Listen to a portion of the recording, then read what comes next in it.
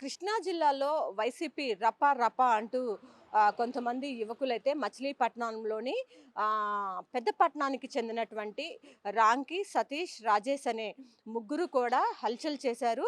పుట్టినరోజు సందర్భంగా ఒక కేక్‌ని అక్కడ పెట్టి, ఆ కేక్‌ని పెద్ద గొడ్డలితో కట్ చేసిన వీడియోలు ఏదైతే ఉన్నాయో, ఆ వీడియోలను సోషల్ మీడియాలో వదలడంతో దీనిపైన పెద్ద ఎత్తున కూడా చర్చ కొనసాగింది. ఒక కేక్‌ని పెద్ద గొడ్డలితో వాళ్ళు కట్ చేస్తూ వాళ్ళు చేసినటువంటి రచ్చ ఇంతా ఇంతా కాదు.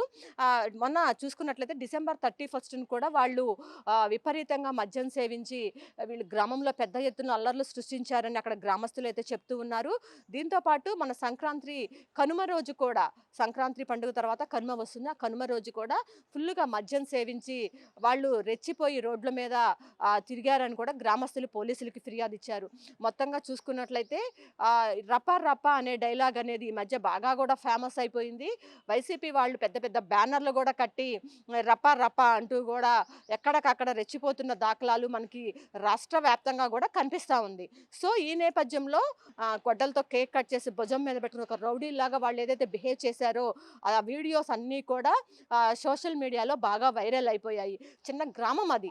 ఆ గ్రామస్తులని భయాందోళనకి గురి చేసేలాగా ఈ ముగ్గురు యువకులు ఏదైతే ప్రవర్తిస్తున్నారో వీళ్ళపైన తక్షణమే చర్యలు తీసుకోవాలని గ్రామస్తులు పోలీసులకు కూడా ఫిర్యాదు చేయడం జరిగింది. పోలీసులు అయితే వారిని పోలీస్ స్టేషన్‌కి కూడా పిలిపించి విచారణ అయితే చేశారు.